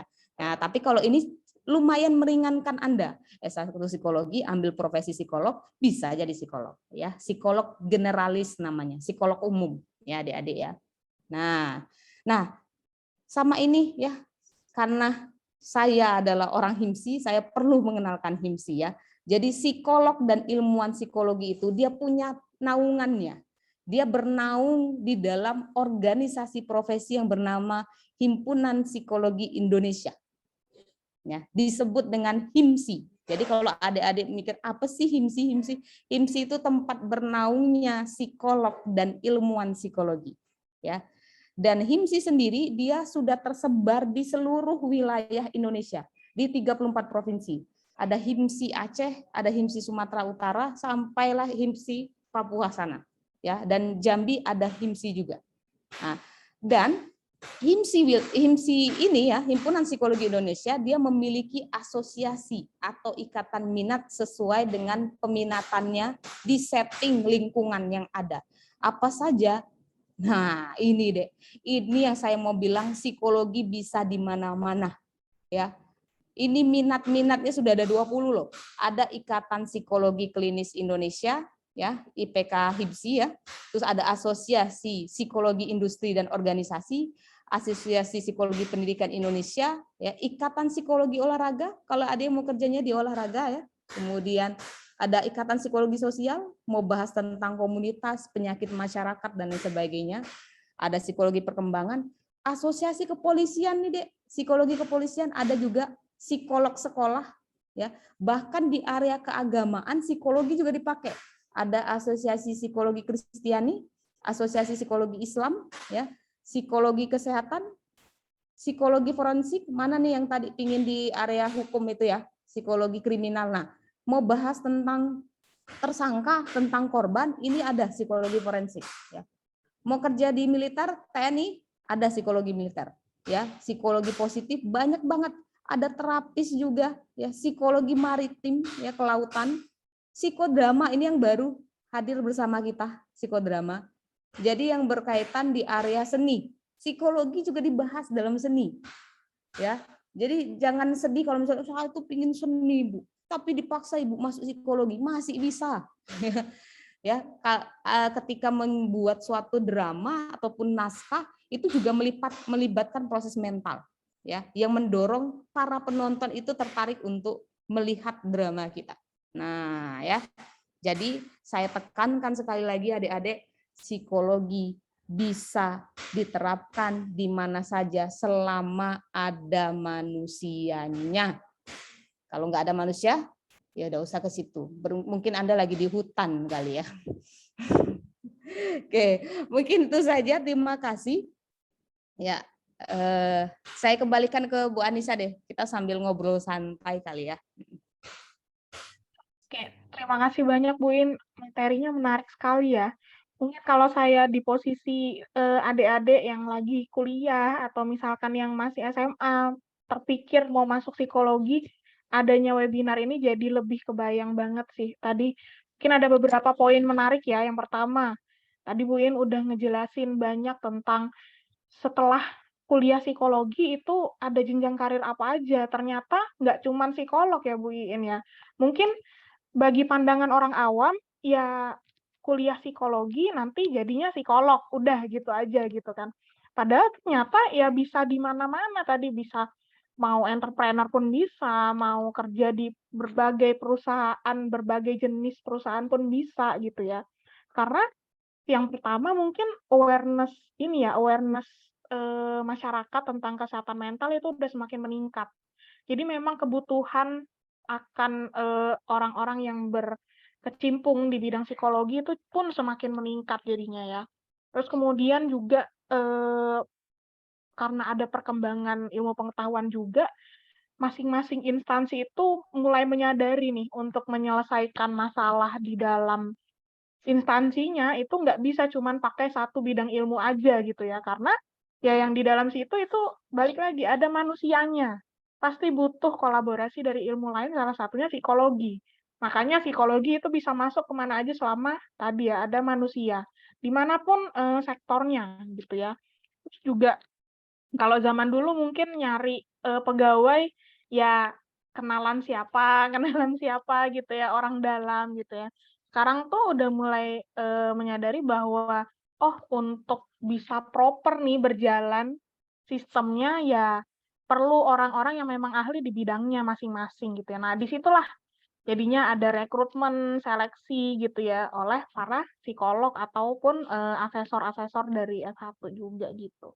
Terus jadi terjawab juga nih, sering ada salah kaprah psikolog atau orang yang berkecimpung di bidang psikologi itu bisa baca orang gitu ya, cenayang gitu ya. Nah, tadi terjawab ya. Jadi kita bukan membaca orang, scanning orang ketika lihat, oh orang ini pasti begini, itu enggak. Tapi kita ya tadi belajar proses mentalnya yang terlihat dari perilaku, dari apa yang kita bicarakan, apa yang gestur kita, dari apa yang kita lakukan gitu ya. Gitu sih. Nah, tadi juga udah teman-teman dengar pilihan-pilihan karir apa aja tuh udah dibedah satu-satu nih sama Bu Iin. Nah, tapi kalau teman-teman masih ada yang penasaran, mungkin ada yang tertarik untuk masuk psikologi atau teman-teman mahasiswa yang nanti masih bingung nih mau melanjutkan jenjang karirnya kemana, boleh silakan bertanya. Mungkin bisa langsung raise hand atau dari chat ya teman-teman. Oh, ini udah ada nih Bu Iin, satu pertanyaan dari chat. Bu In mau menjawabnya sekaligus misalnya tiga pertanyaan atau mau langsung satu persatu? Kita coba kupas satu-satu ya Bu Anissa ya. Oke, berarti satu-satu ya Bu In ya. Nah, Ya, mungkin yang ya. pertama Oke. yang dari kolom chat dulu nih. Dari Dini Syaputri. Izin bertanya Bu, apakah psikolog dan psikiater itu berbeda? Nah, ini mungkin banyak juga ya jadinya orang bertanya-tanya. Silahkan Bu Iin. Ya, baik, makasih Bu Ica. Ya, benar ya jawabannya berbeda. Itu sekalian dia juga menjawab tuh sebenarnya. Nah, kadang tuh saya seneng juga kadang kalau lagi ketemu orang dibilang kebutuhan di tenaga kesehatan, saya juga pernah itu dibilangnya dokter. Dok, izin dok saya mau konseling ya. Padahal saya bukan dokter gitu ya. Nah, beda banget ya. Pertama perbedaannya adalah dari jalur pendidikannya ya.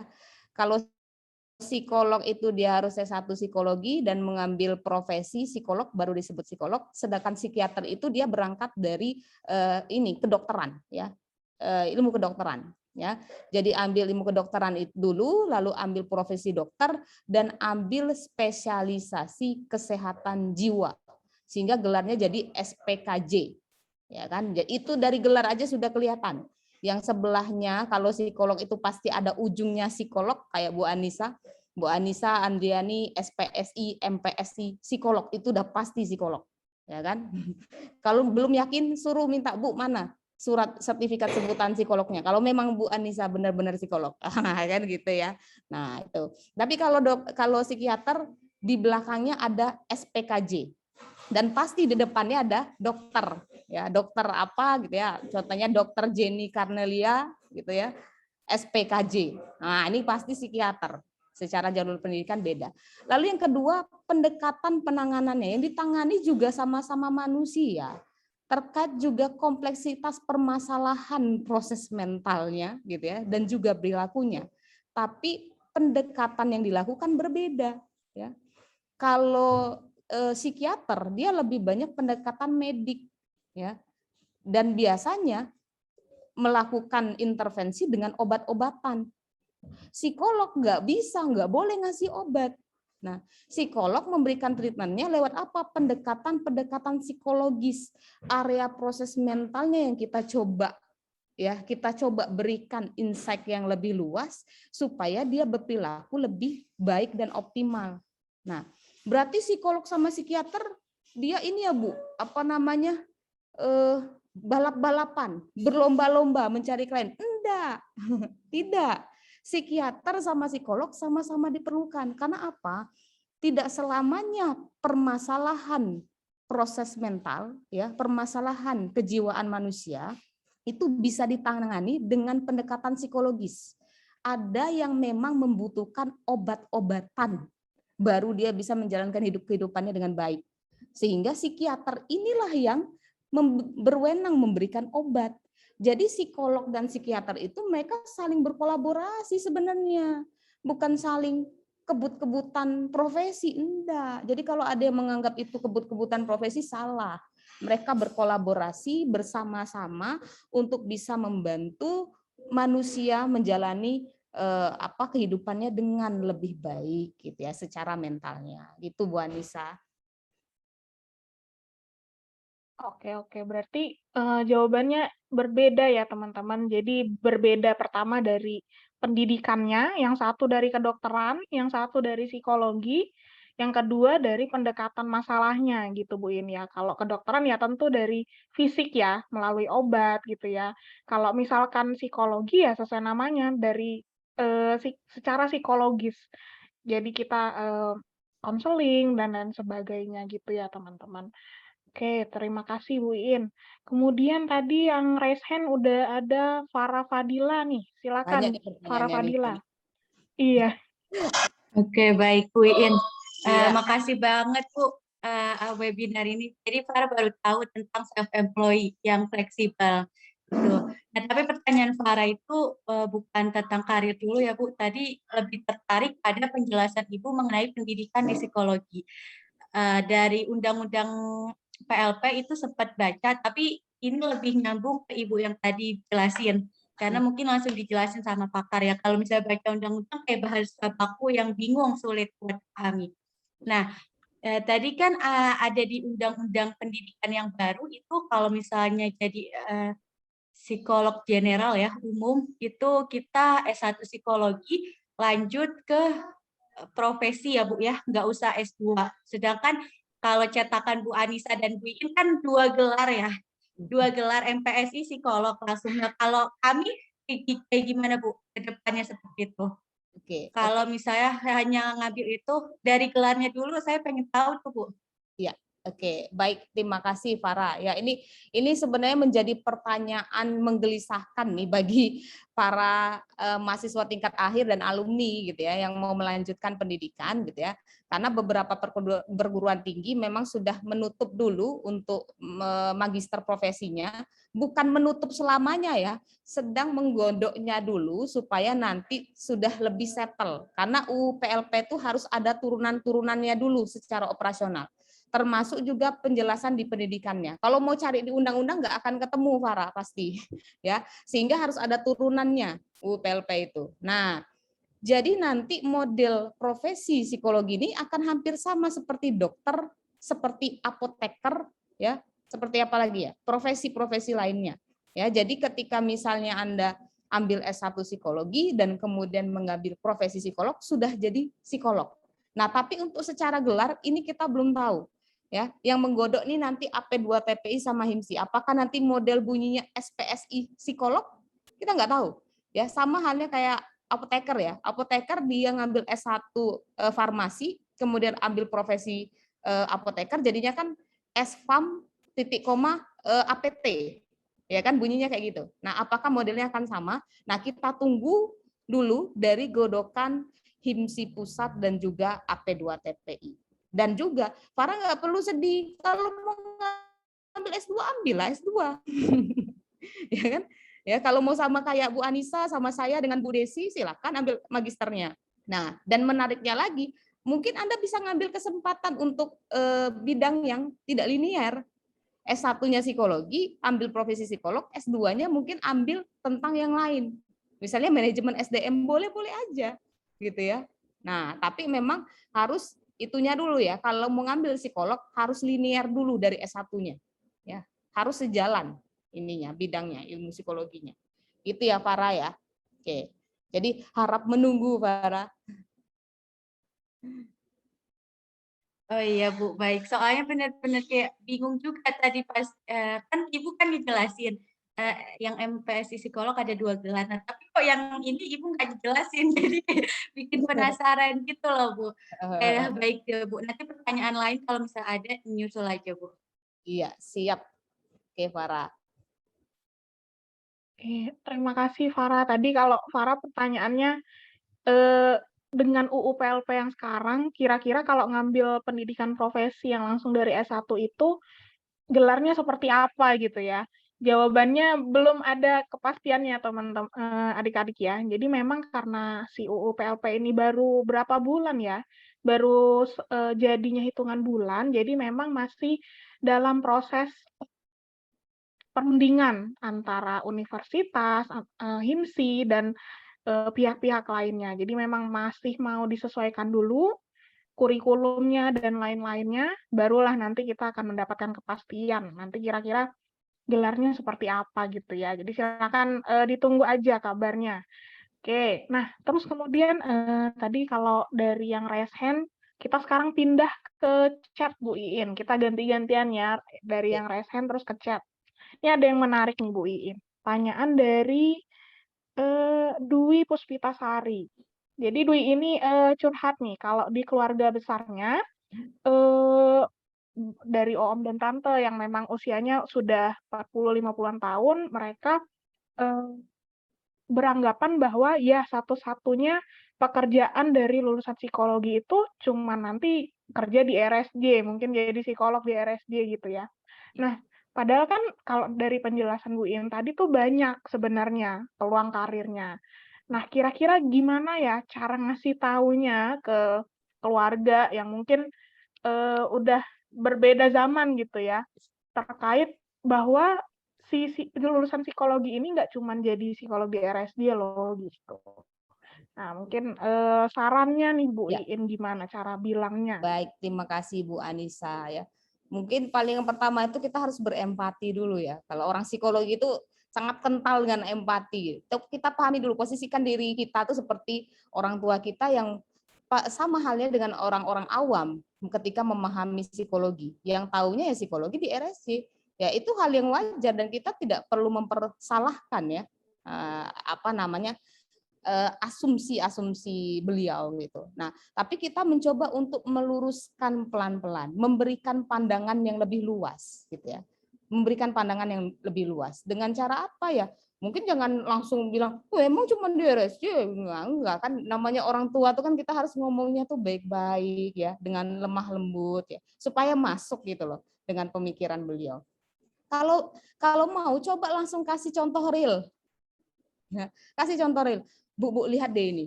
Ya, ini ada Bu Anissa Adriani, sekarang jadi dosen psikologi Unja, Bu. Bisa loh, ya. Psikologi itu jadi dosen psikologi. Bu, lihat nih, Bu. Nah, ini ada Bu Ferdiantika Anissa, sekarang dia buka bisnis, Bu. Nah, dia psikolog, Bu. Bu, lihat nih, Bu, ada Bu Desi Pramudiani, ya. Dia kerjaannya tuh pergi ke polisian, ke Polresta, ke Polda gitu. Nah, dia psikolog, Bu. Nah, dia memberikan pendampingan pada korban dan tersangka. Nah, ini berarti kan areanya luas banget, Ibu. Nah, kemarin saya dapat pesan juga, menarik ini, Bu. Ya, gitu ya, dari dosen tuh bilang, selama ada manusianya, maka karir psikologi itu akan ada. Begitu. Ya, jadi coba omongkan pelan-pelan dengan diberikan contoh yang real gitu ya, Dwi ya. Oke. Oke, terima kasih Bu Iin. Jadi tipsnya mungkin empati dulu ya. Kita berempati di gimana sih posisinya om tante yang mungkin usianya udah 40-50-an tahun. Kita bayangkan dulu perputaran informasi itu seperti apa. Beda kan dengan kita sekarang. Mungkin dulu tuh nggak ada internet. Cuman dari mulut ke mulut. Dan dulu juga memang psikologi belum ngetren mungkin di Indonesia ya. Beda dengan sekarang gitu. Jadi tips awalnya empati dulu. Sehingga kita jadi lebih legowo ketika menjelaskan gitu Bu In ya. Nah, terus bisa dibantu dengan contoh-contoh nyata tadi. Banyak dari dosen-dosen Dwi mungkin atau dari teman-temannya dosen gitu ya. Ini ada yang buka bisnis, ada yang jalan-jalan kayak Bu Desi gitu ya. Ada yang jadi pengajar gitu ya. Dan masih banyak lagi psikolog karir-karir psikolog lainnya gitu. Oke, gimana kalau dari Dwi? Oke.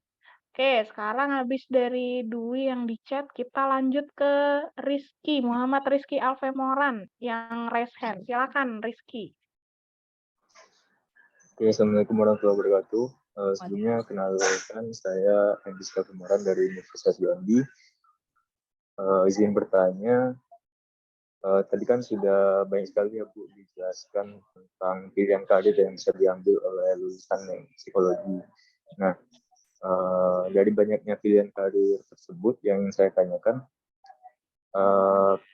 karir apa saja sih yang bisa ditekuni oleh sarjana psikologi S1 dan juga karir mana yang hanya boleh ditekuni oleh psikolog? Ini itu saja sih Bu, terima kasih. Oke, baik. Terima kasih pertanyaan Rizky ya. Bagus ya pertanyaannya ya. Karir mana saja sih yang boleh bisa dipakai untuk ilmuwan psikologi S1 dengan yang dia psikolog gitu ya. Nah, saya kasih penekanan dulu ya. Di perusahaan S1 psikologi itu akan dicari juga. Gitu ya. Tapi apa yang membuat dia harus naik tingkat, naik pendidikannya S2 ya ataupun psikolog? Karena dia butuh ilmunya. Ya bukan masalah karena ini ya, oh nggak apa-apa S1 nggak apa-apa, enggak. Emang terbuka ya, di perusahaan tuh terbuka banget, S1 psikologi bisa masuk. Tapi pengalaman dari teman-teman saya ya yang berkarir di perusahaan, ketika dia sudah mulai naik jabatan ataupun dia masuk di area pengembangan organisasi yang tadi saya sebut, dia mulai kekurangan ilmu nih. Wah bahaya nih kalau saya nggak ngerti apa-apa, saya harus kuliah lagi. Akhirnya itu keinginan dia pribadi, ambil lagi S2 dan dia ambil profesi psikolog. Ya. Sehingga nanti karirnya jadi melejit. Gitu lah adik-adik ya. Nah jadi kalau memang mau karirnya lebih panjang, ya lebih bagus lagi, ya S1 bisa di perusahaan. Tapi kalau Anda mau naik jabatannya lebih tinggi lagi dan cepat prosesnya, ya maka Anda ambillah S2 dan psikolog. Ya saya ambil contoh lah teman saya, dia sama-sama dengan S1 psikologi sama-sama staf gitu ya. Yang ini tuh baru yang S1 psikologi ini dia udah 5 tahun. Teman saya psikolog baru saja masuk. baru berserang 6 bulan dia sudah mau dinaikin jabatannya jadi asisten manajer. Coba bayangkan. Nah, gimana perasaannya yang S1 ini ya, yang dia 5 tahun tapi tetap di bagian staff rekrutmen. Nah, sedangkan teman saya 6 bulan langsung dinaikin bagian asmen. Karena apa? Memang ilmunya itu diharapkan untuk area-area yang lebih tinggi, Rizky Alfemoran. Gitu ya. Jadi saya memang menyarankan, ayo adik-adik, bukan masalahnya ini ya, mungkin kalau kendala biaya gitu ya, nggak apa-apa sambil cari dana untuk bisa melanjutkan keprofesian. Nah, itu yang perusahaan ya. Kalau karirnya mau di area apa namanya profesional ya, S1 bisa menjadi asisten psikolog ya, atau menjadi pembantu trainer gitu ya. Nah, tapi memang di area profesional yang paling banyak mendominasi itu adalah psikolog sebenarnya, ya, karir-karir psikolog. Atau kalau mau lagi jadi peneliti ya, atau ilmuwan psikologi, ahli psikometri. Tapi ahli psikometri pun Anda harus lanjut di sains untuk memahami lebih lanjut penyusunan instrumen alat ukur. Gitu ya. Nah, gitu. Nah, kalau karir di entrepreneur juga terbuka sebenarnya. Ya, Anda bisa kok. Yang saya bilang deh, ini teman saya S1 Psikologi UI, dia buka bisnis layanan psikologis berbasis digital, namanya di Bimbing ID. Dia bosnya, pegawainya psikolog. Bisa banget gitu loh. Nah, asalkan memang alurnya tetap sesuai dengan kode etik psikologi, layanan yang dia upayakan. Bisa banget. Nah, makanya di area entrepreneur nih cukup menjanjikan gitu ya. Dengan cara Anda memperkerjakan para psikolog ataupun S2 psikologi kayak gitu. Nah, untuk karir yang self employee atau pekerja mandiri, Anda bisa jadi konten kreator. Kalau emang tertarik yang berkaitan dengan topik psikologi, Anda bikin YouTube ya, atau mungkin Anda mau jadi selebgram juga bisa, asalkan pahami betul ilmu psikologi gitu ya. Dan jangan berhenti hanya oke, saya cukup sampai di sini. Karena saya tekankan di awal bahwa psikologi itu bukan pekerjaan, tapi psikologi itu karir. Sehingga Anda harus kembangkan diri yang awalnya kapasitas Anda 30, naik 50, 70, 80, bahkan 100% seiring perjalanan kehidupan kalian. Gitu ya Rizky ya.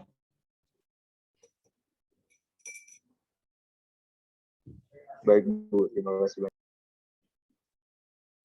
Oke, terima kasih Rizky dan Bu Iin jawabannya. Tadi kalau pertanyaannya Rizky, mana sih di antara jalur karir yang Bu Iin sebutkan tadi yang bisa oleh anak harus jadi psikolog gitu ya. Sebenarnya pada dasarnya perbedaannya lebih ke kompetensinya. Kompetensi itu apa yang kita bisa. Kenapa tadi ada yang anak baru lulus magister profesi langsung bisa naik jadi asisten manajer? Ya karena kompetensinya tentu ada di atas si yang S1 tadi, apa yang dia tahu gitu ya, apa skill-skillnya yang bisa dia lakukan gitu kan, itu berbeda gitu. Dan jadinya lebih luas juga ya Bu Iin ya kalau ngambil profesi.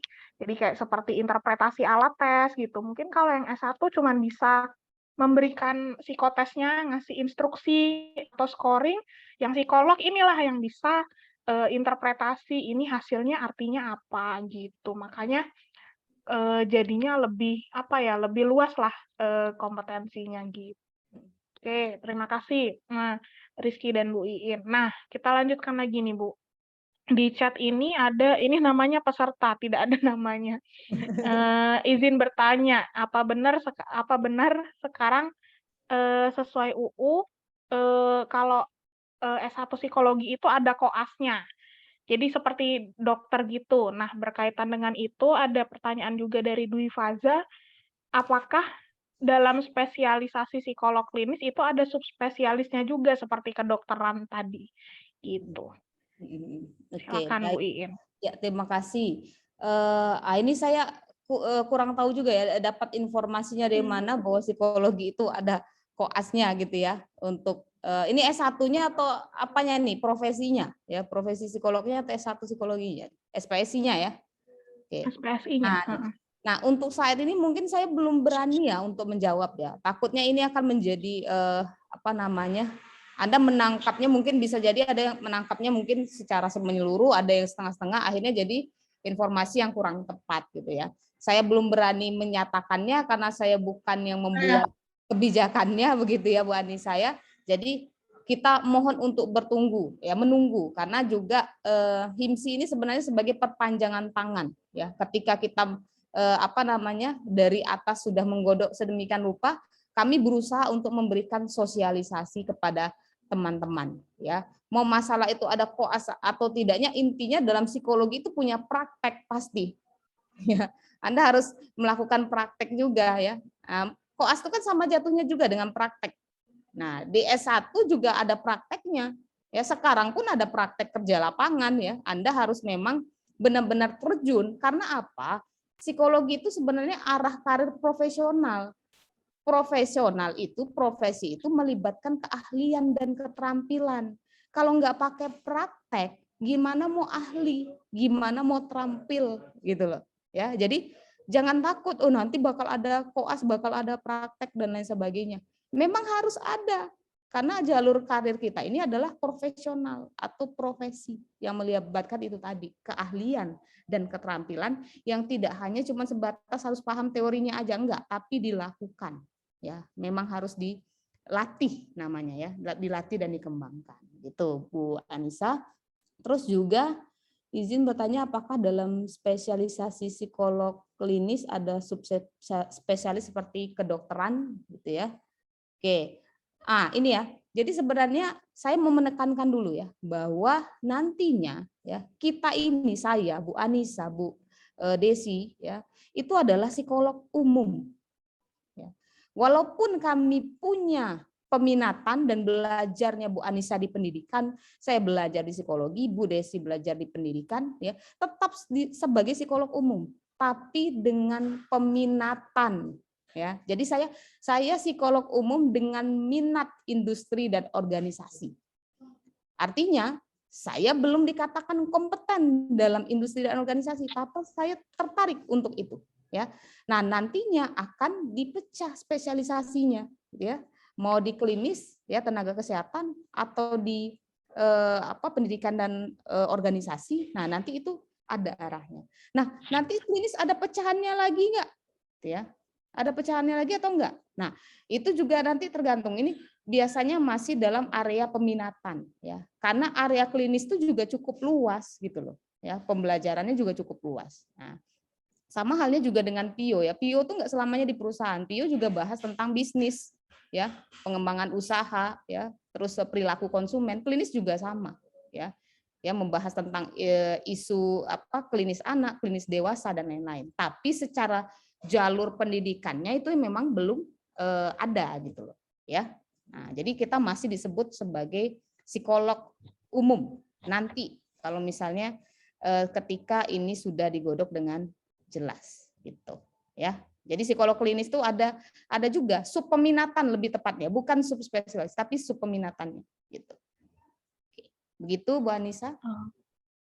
Oke, terima kasih Bu Iin. Jadi kesimpulannya terkait apakah nanti lulusan S1 itu SPSI itu akan ada koasnya atau enggak. Nah, itu kan berkaitan dengan sistem pendidikannya ya.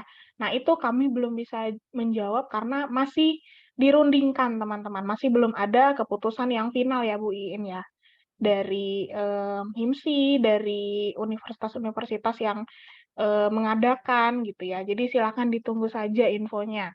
Terkait subspesialis tadi, mungkin lebih ke subpeminatan tadi ya Bu Iin ya. Jadinya kalau di kedokteran bilangnya subspesialis, kalau kita mungkin jadinya subpeminatan gitu ya.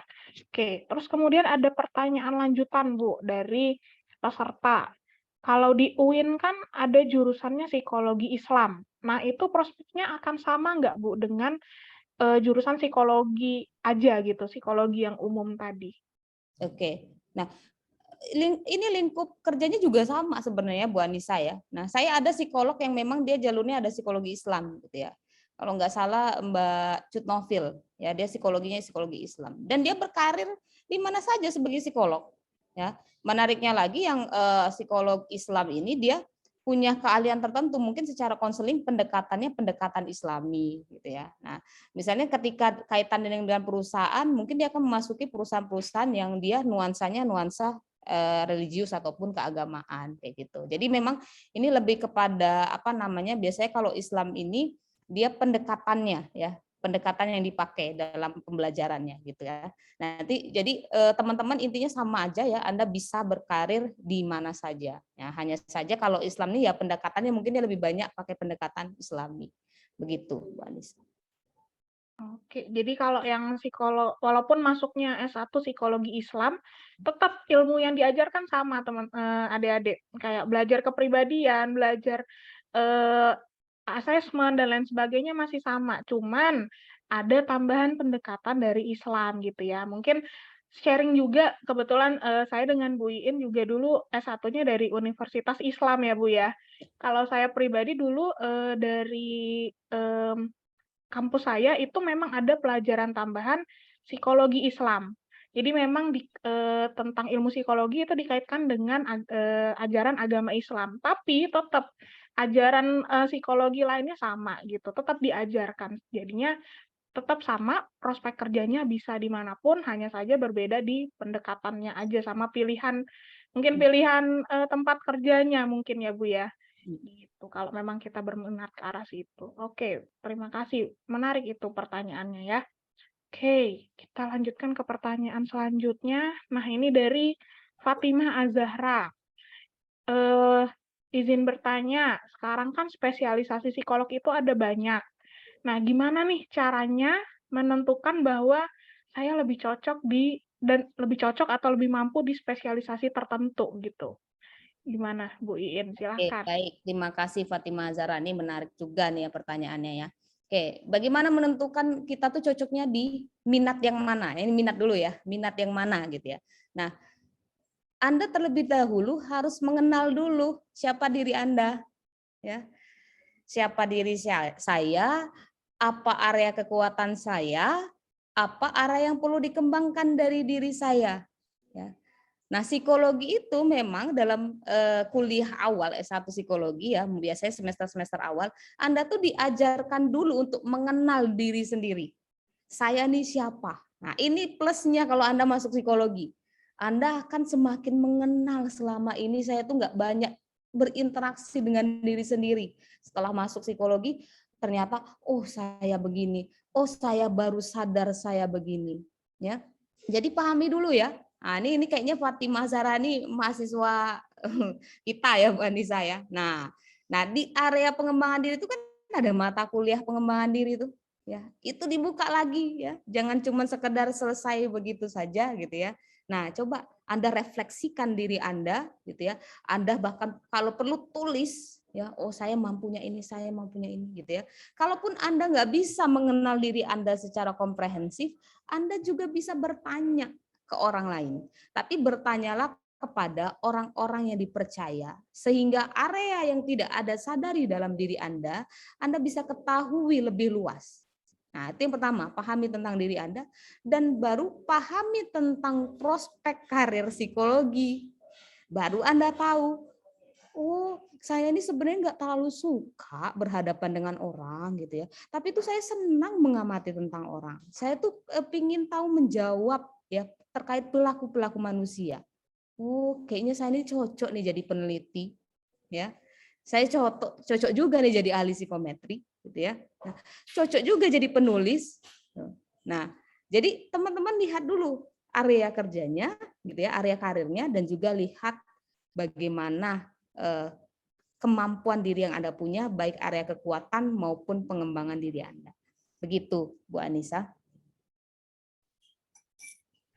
Oke, jadi sebelum untuk kita menentukan minat kita di mana, cocoknya di mana, mampunya di mana, ya kuncinya kita harus kenal dulu nih sama diri kita ya Bu ya. Kita oke-nya di mana, kita masih kurangnya di mana gitu. Dan kalaupun misalkan masih kurang ya bukan berarti jadinya nggak bisa ya Bu ya.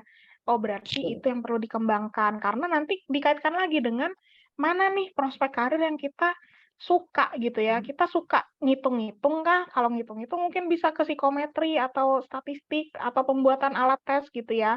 Atau kalau misalkan memang suka ngobrol-ngobrol dengan orang ya jadi cari karir misalnya jadi konselor kah atau psikolog gitu ya Bu ya. Jadi kuncinya di mengenal diri. gitu. Oke, terima kasih Bu dan Fatimah. Nah, terus kemudian pertanyaan selanjutnya dari Dea Meisa. Izin bertanya Bu, saya pernah mendengar bahwa kalau ambil profesi atau S2 klinis itu bisa masuk ke ranah PIO. Apakah benar Bu? Gimana Bu Iin? Oke, ini pertanyaannya menarik juga nih ya. Oke. Apakah profesi S2 klinis, saya tekankan lagi ya, S2 peminatan klinis bisa masuk ranah PIO? Bisa. Dan PIO juga bisa masuk di ranah peminatan klinis. Semua bisa masuk ke semuanya. Ya, karena kita ini adalah psikolog generalis, teman-teman. Jadi nggak ada tuh yang namanya pengotak-ngotakan. Oh, berarti kalau misalnya dia saya mau ngambil ranah klinis, saya nggak bisa karena minat saya PIO. Ya bisa, kan minat ya. Bukan kompetensi, bukan spesialisasi. Nah, berbeda ceritanya kalau nanti secara sistem pendidikan sudah ada muncul yang namanya spesialisasi. Tapi untuk sementara kita baru untuk psikolog generalis. Kalaupun nih Anda pingin masuk di area itu saja gitu ya. Nah, ada yang namanya LSPI ya. Jadi Lembaga Sertifikasi Psikologi Indonesia. Kalau memang Anda mau dikatakan saya nih yang ahlinya SDM, ya Anda bisa sertifikasi ya di LSPI untuk menyatakan bahwa saya mampu area ini, gitu ya. Nah, tapi pada konteksnya Anda bisa masuk kemana saja asalkan memang Anda mengukur kapasitas itu dulu, ya. Ukur dulu kapasitas, bisa nggak kira-kira saya masuk situ? Kalau bisa ya udah silakan. Kalau nggak bisa ya udah rekomendasikan ke yang lain, gitu loh. Ya, misalnya kayak saya nih, saya sering sekali tuh merefer dari klien-klien yang ini ya permasalahan berat ya, jadi gangguan mental berat. Ya di awal ya saya konseling dulu ya, tapi setelah itu karena saya merasa ini bukan saya nggak punya kapasitas di situ ya, sehingga saya kasih yang menurut saya punya kapasitas, gitu ya, psikolog umum yang punya kapasitas atau peminatan ke arah sana.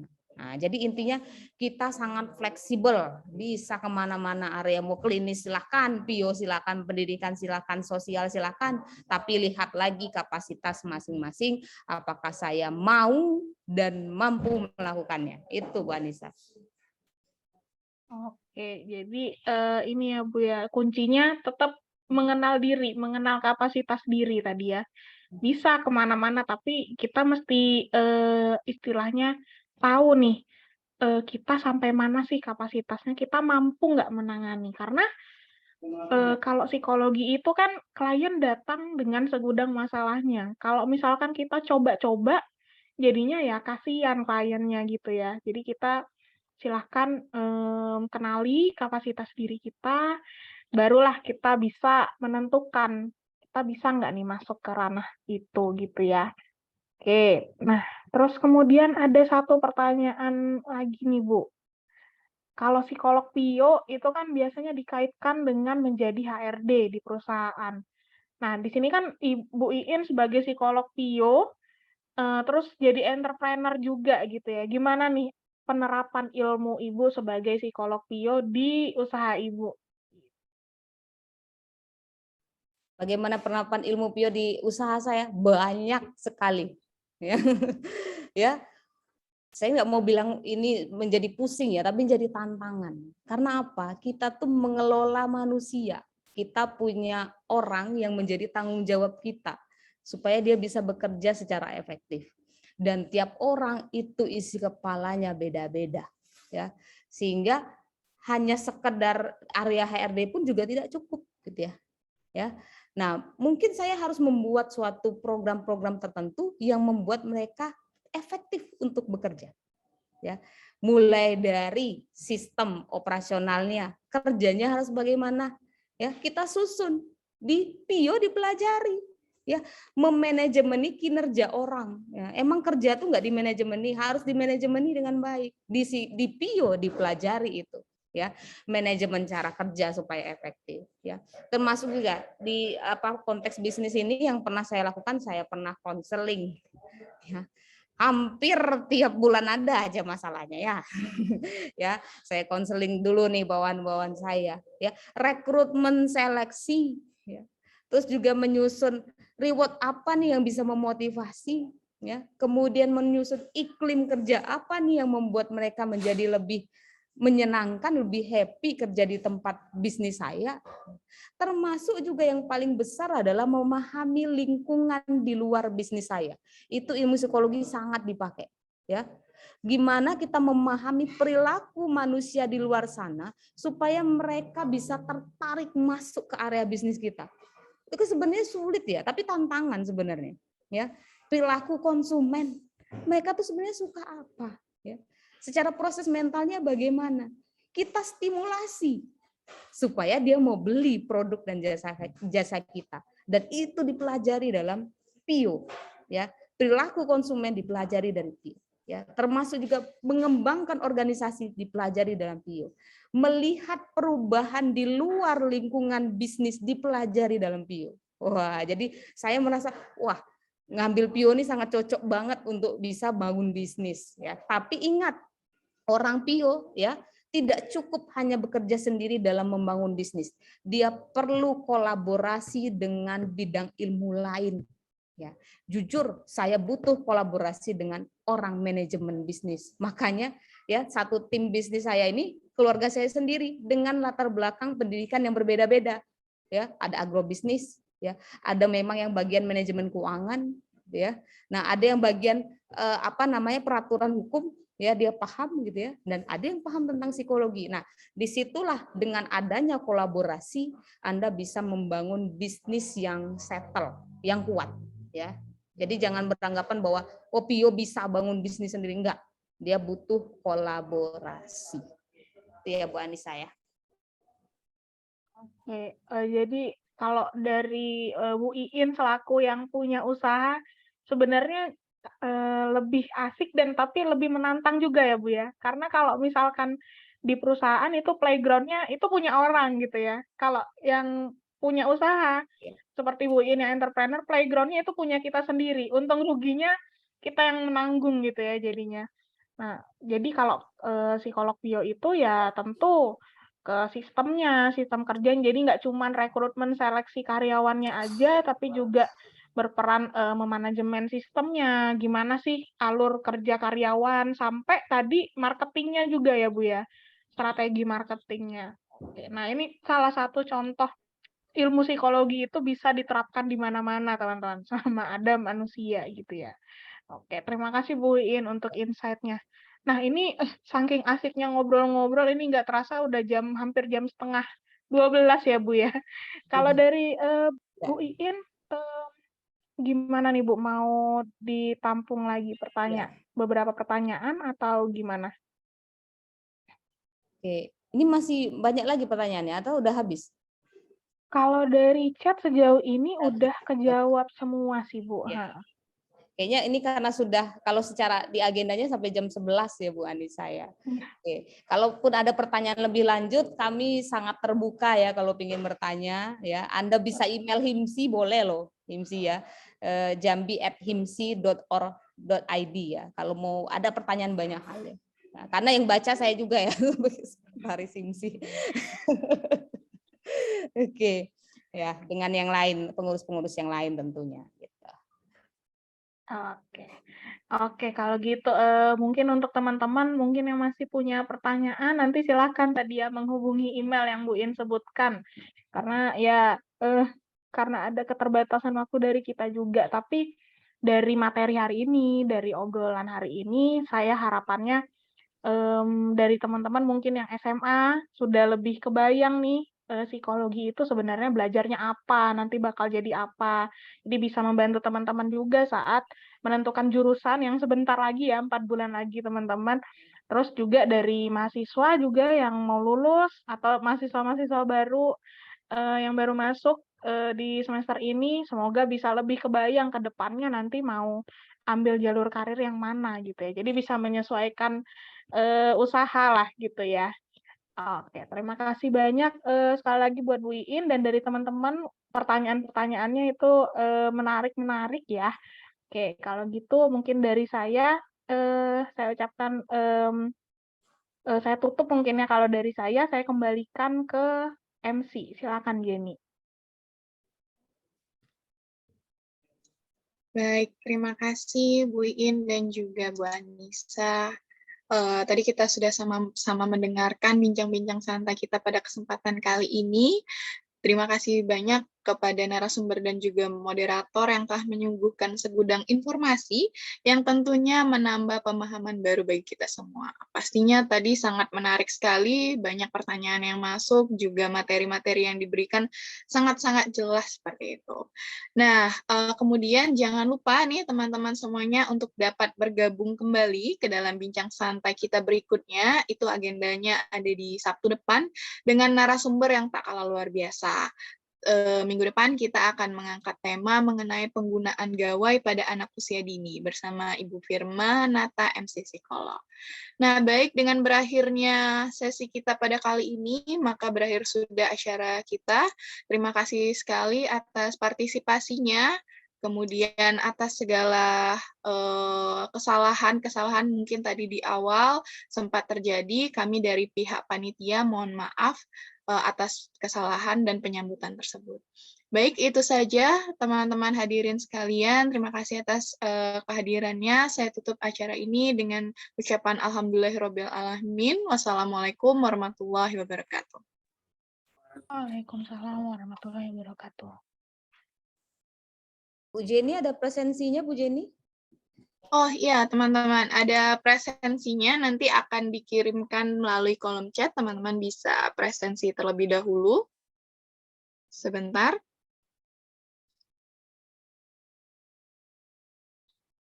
Sebelum keluar, silakan kepada teman-teman untuk dapat mengisi presensi terlebih dahulu.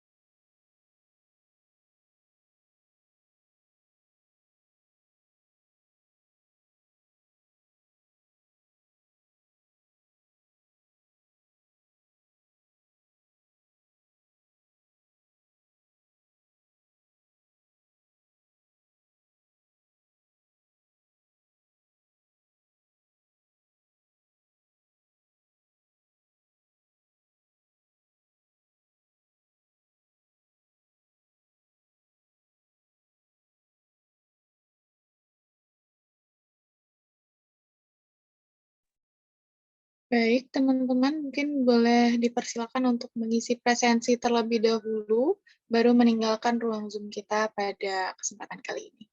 Terima kasih, teman-teman semuanya.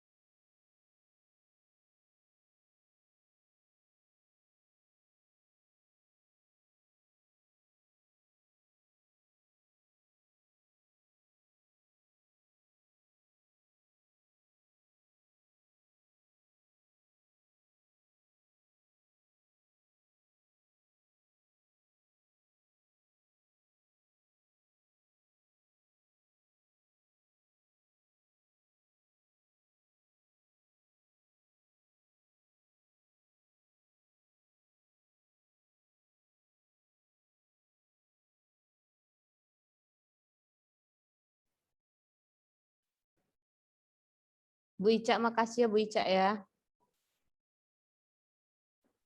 Iya, sama-sama Bu. Makasih juga Bu. Cocok banget nih TikTokannya nih. Sangat melengkapi. Bener. Makasih ya Bu Ica ya. Iya, makasih Bu Iin, makasih Jenny dan teman-teman semuanya. Izin live ya teman-teman. Ya.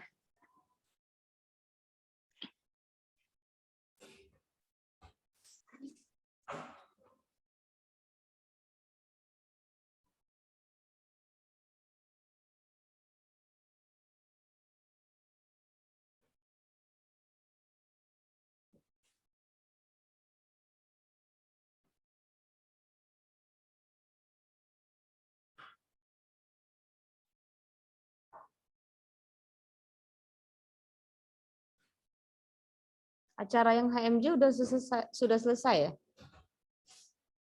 Atau masih berlangsung? Belum, Bu. Ini recordnya dimatiin deh. Tolong.